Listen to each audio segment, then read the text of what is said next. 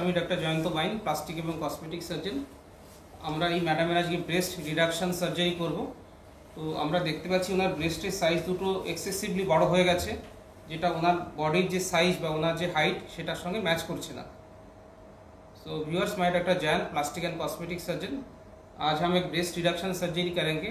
ये जो मैडम आई है, इनका ब्रेस्ट का साइज़ काफ़ी बढ़ गया है। एक्चुअली उनका जो बॉडी हैबिटस है उसको साथ मैच भी नहीं कर रहा है, और क्योंकि ब्रेस्ट का साइज़ ह्यूजली बढ़ गया है, इनको घाड़ या बैक में पेन होता है, और ब्रेस्ट के नीचे स्किन में अल्सरेशन हो जाते हैं, और वो डेली एक्टिविटीज़ करने में भी उनका दिक्कत होता है, क्योंकि इतना बड़ा ब्रेस्ट है, इवन एक्सरसाइज भी वो करना चाहती है तो वो मुश्किल हो जाते।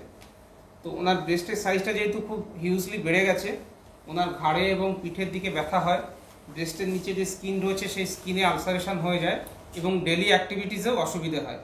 এছাড়া আরেকটা যেটা প্রবলেম, এত বড় ব্রেস্ট হওয়ার জন্য উনি ফিটিংস জামা কাপড় পরতে পারেন না এবং একটা সোশ্যাল এম্বারাসমেंटেরও কাজ করে। और एक चीज़ है, क्योंकि ब्रेस्ट ह्यूज हो गया है साइज में, तो उनका फिटिंग्स कपड़ा पहनने में दिक्कत होता है और एक सोशल एम्बेरसमेंट भी करते हैं। सो ये सब कारण के लिए पेशेंट ने डिसाइड किया कि उनका ब्रेस्ट का साइज छोटा करेंगे और हमने उनका सर्जरी करेंगे। तो এই সমস্ত কারণে উনি ডিসিশন নিয়েছেন যে ওনার ব্রেস্টটাকে উনি সাইজে ছোট করবেন, এবং সেই জন্য আমরা আজকে সার্জারি করার জন্য আজকে রেডি হয়েছি। তো সার্জারিক্যাল আমি যখন করব, সার্জারির প্রথম স্টেপটা হচ্ছে মার্কিং করা। আপনাদেরকে দেখিয়ে দেবো কীভাবে আমি मार्किंग करी। तो सर्जरी शुरू होता है मार्किंग से। फर्स्ट आप लोगों को दिखा देंगे कैसे मार्किंग करते। So let us start with the marking. So first we have to draw the midline.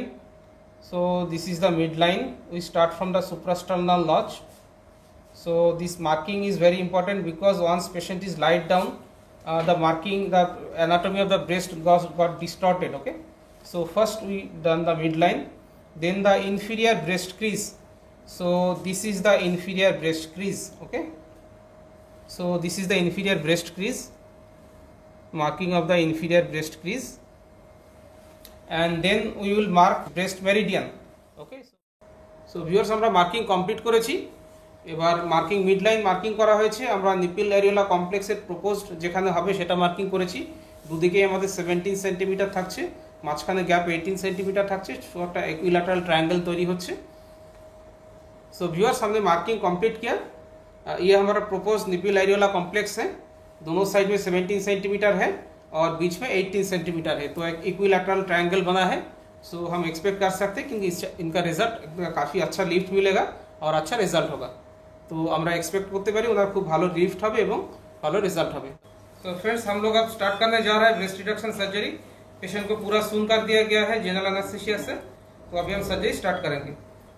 तो फ्रेंड्स, এবারে আমরা সার্জারিটা শুরু করব। ব্রেস্ট রিডাকশন সার্জারি পেশেন্টকে পুরো অজ্ঞান করা হয়েছে জেনারেল অ্যানাস্থেসিয়া দিয়ে। এবার আমরা সার্জারিতে প্রসিড করছি। So we are giving incisions. So friends, we have done the elevation of the breast tissue. তো বন্ধুরা, আমরা ব্রেস্ট টিস্যুটার চেস্ট ওয়াল থেকে এলিভেশন কমপ্লিট করেছি। So this is how we have elevated the breast. अभी हम एक्स्ट्रा जो tissue है उसको हम काटेंगे।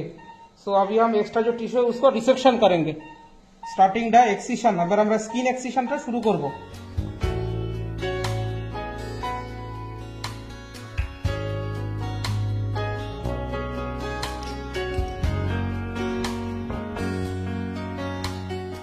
So friends, this is the proposed incision of external incision।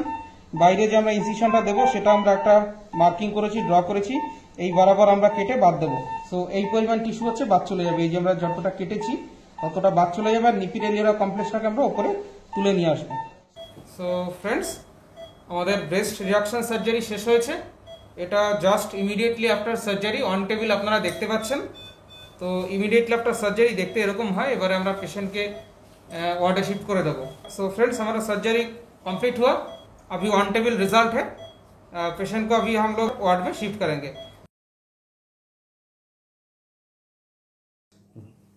तो ब्रेस्ट रिडक्शन सर्जरी পরে আমরা রেজাল্টটা দেখতে পাচ্ছি। সবে 48 आवर्स হয়েছে, 48 ঘন্টা হয়েছে। सो हम लोग देख सकते हैं पेशेंट का रिजल्ट 48 आवर्स आफ्टर सर्जरी। उनका 48 घंटा हुआ है सर्जरी। तो ब्रेस्ट का काफ़ी नाइस शेप आया है। तो कंप्लीट मॉडिफाई होने के लिए 4 to 6 महीना टाइम लगता है। सो ভিউয়ার্স, আপনারা দেখলেন আমি কিভাবে ব্রেস্ট রিডাকশন সার্জারি করি। আপনাদেরকে ব্রেস্ট রিডাকশন সার্জারি করার আগে ওনার ফটো দেখিয়েছি, মার্কিংটা দেখিয়েছি, আমরা কি করে সার্জারি করেছি সেইটাও দেখানো হলো, এবং সার্জারির ইমিডিয়েট পরে রেজাল্ট কেমন হয় সেটাও দেখালাম। তো ব্রেস্ট রিডাকশান নিয়ে আমার আরও অন্যান্য ভিডিওস রয়েছে, এই ইউটিউব চ্যানেলেই রয়েছে, সেই ভিডিওগুলো দেখে নেবেন, তাহলে আরও অন্যান্য প্রশ্নের বা আপনার মনে যে প্রশ্নগুলো রয়েছে সেগুলোর অনেক উত্তর পেয়ে যাবেন। ফার্দার যদি আমার সঙ্গে যোগাযোগ করতে চান, ব্রেস্ট রিডাকশান নিয়ে যদি আপনার কোনো কোয়ারিজ থাকে, নিচে আমার হোয়াটসঅ্যাপ নম্বর দেওয়া রয়েছে, হোয়াটসঅ্যাপ করতে পারেন বা ইউটিউব লিঙ্কে এসে লিখতে পারেন, আমি সমস্ত প্রশ্নের উত্তর দিয়ে দেবো। ভিডিওটা ভালো লাগলে লাইক করবেন, শেয়ার করবেন, আমার চ্যানেলটাকে সাবস্ক্রাইব করবেন। ভিডিওটা দেখার জন্য ধন্যবাদ, নমস্কার।